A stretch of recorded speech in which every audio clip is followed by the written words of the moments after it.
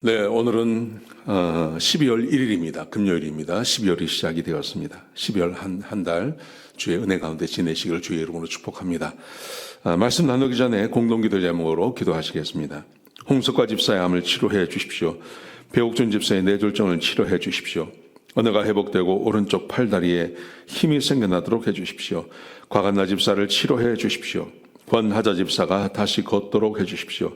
이승학 성도의 뇌종양 치료가 잘 되게 해 주십시오. 권현민 형제를 치료해 주십시오. 김에브라임 형제가 신장 이식을 속히 받도록 해 주십시오. 김시희 집사가 걷도록 해 주십시오. 김수진 집사가 재발하지 않고 치유되게 해 주십시오. 예수님의 이름으로 기도합니다. 아멘. 오늘 본문의 말씀은 골로새서 1장 1절에서 8절까지 말씀입니다. 오늘부터 골로새서를 좀 같이 한번 보시겠습니다. 골로새서에 보시면 우리가 아는 것처럼 골로새서도 사도 바울이 썼습니다. AD 60년에서 62년 로마의 감옥에 있을 때 이 골로새서를 썼습니다. 골로새서도 옥중서신이라고 말할 수 있겠습니다. 쓴 목적은 골로새 교회가 이단들이 들어와서 이단의 사상에 물들기 시작합니다. 예수가 그리스도가 아니라고 하고 예수님이 하나님의 아들이 아니라고 이야기하는 그런 사람들이 등장했습니다. 그러자 사도 바울이 그들에게 편지를 써서 예수 그리스도 기독론에 대해서 설명하고 있는 겁니다. 예수님이 하나님이시고 예수님이 세상을 창조하신 창조주시고 그 예수님께서 이 땅에 오셔서 십자가에서 죽으심으로 우리와 하나님 사이를 화목하게 하셨고 그래서 예수 그리스도의 그 피로 우리가 구원받았다고 하는 이 기독론을 이 골로새서에 기록하고 있는 것입니다. 이 골로새서의 특이한 점은 이 골로새 교회는 사도 바울이 전도해서 세운 교회가 아닙니다. 에바브라라고 하는 사람이 사도 바울이 에베소에서 말씀을 증거할 때 그때 구원받고 에바브라가 자기의 고향으로 돌아가서 거기서 교회를 세운 교회입니다. 사도 바울은 여기에 가보지도 않았어요.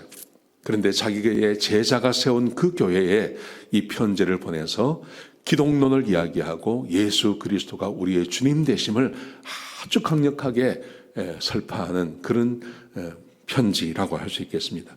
어떤 학자들은 로마서와 함께 이 사도 바울의 아주 복음의 진수가 있는 그런 말씀이라고 그렇게 말합니다. 골로새서가 얼마나 귀한 책인지 봅니다. 자, 오늘 본문에 우리에게 주고 있는 교훈, 이 교훈은 이런 것입니다. 열매 맺는 삶을 살자 하는 것입니다. 우리가 복음을 받아들이고 예수 그리스도의 제자가 되었다면 이 복음으로 인하여서 우리는 열매 맺는 삶을 살아야 한다는 것을 우리에게 말해주고 있습니다. 자, 오늘 본문에 보시면 사도 바울이 골로새 교회를 칭찬합니다. 자, 보십시오. 3절에 보시면 우리가 너희를 위하여 기도할 때마다 하나님 곧 우리 주 예수 그리스도의 아버지께 감사합니다. 사도 바울이 골로새 교회를 생각할 때마다 하나님께 감사를 드립니다. 그 감사의 내용이 뭐냐 하면 믿음과 소망과 사랑 때문에 그렇습니다. 자, 어떤 내용인지 한번 보십시오.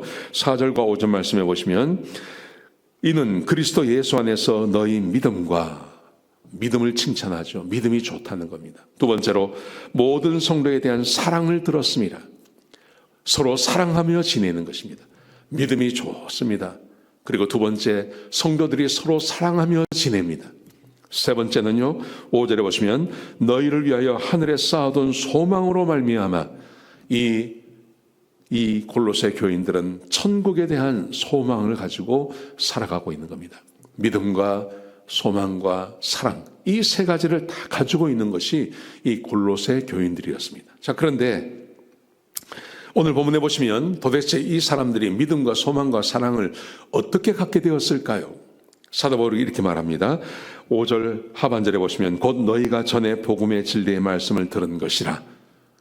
복음을 듣고 믿음과 소망과 사랑을 갖게 되었다는 것입니다. 하나님을 믿는 믿음과 성도가 서로 사랑하는 것과 천국에 대한 소망을 붙잡고 이 사람들이 살아가는데 좀 더 중요한 것은요, 6절에 보시면 이렇게 말합니다. 이 복음이 이미 너희에게 이르매 너희가 듣고 참으로 하나님의 은혜를 깨닫는 날부터 너희 중에서와 같이 또 온 천하에서도 열매를 맺어 자라는도다. 여러분, 예수님께서 마태, 마가, 누가, 요한복음에 보시면 씨 뿌리는 비유를 말씀하십니다. 씨 뿌리는 비유. 그 잘 아시죠? 씨 뿌리는 비유를 말씀하실 때 하나님이 씨를 뿌리시죠. 복음의 씨를 뿌리시죠. 근데 어떤 씨는 길가의 밭에, 어떤 씨는 돌짝밭에, 어떤 씨는 가시덤불밭에 떨어집니다. 근데 어떤 씨는 좋은 땅에 떨어졌다고 되어 있습니다. 근데 열매 맺는 것은 좋은 땅에, 옥토에 떨어진 씨만 열매를 맺게 되는 거죠. 나머지 세 개는 열매를 맺지 못합니다. 이 비유가 말하고 있는 게 뭘까요? 많은 분들이 그렇게 말씀하십니다. 내가 길가의 밭도 되고, 내가 돌짝밭도 되고, 혹은 내가 가시밭도 되는데, 이제 내가 마음을 기경해서 옥토가 되어야 된다. 이렇게 이제 적용하는 분들이 많으세요. 그런데 예수님께서 그 비유를 말씀하실 때 이렇게 말씀하십니다. 사람들이 알아듣지 못하게 하려고. 제자들이 질문을 합니다. 예수님, 도대체 그게 무슨 비유입니까? 사람들이 알아듣지 못합니다. 그랬을 때 예수님께서 내가 비유로 말하는 이유는 너희는 알아듣게 하려고, 근데 그 사람들은 알아듣지 못하게 하려고 내가 그렇게 한다. 이렇게 말씀하세요. 이 말의 의미는요, 옥토가 되었다는 말은 무슨 말이냐 하면 땅의 특징을 한번 생각해 보십시오. 땅이 스스로 돌짝밭이 옥토가 될 수는 없습니다. 땅이 스스로 변화될 수는 없습니다. 땅을 바꾸는 것은 반드시 농부가 해야 되는 겁니다. 하나님께서 우리를 옥토가 되어주게 해주지 아니하시면 어떤 밭도 옥토가 되지 못한다는 말입니다. 그런데 이 옥토란 말은 구원받은 하나님의 백성을 말하는 것입니다. 보십시오. 오늘 본문의 말씀을 보십시오. 너희가 하나님의 은혜를 깨닫는 날부터 너희 중에서 온 천하에서도 열매를 맺어가느니라.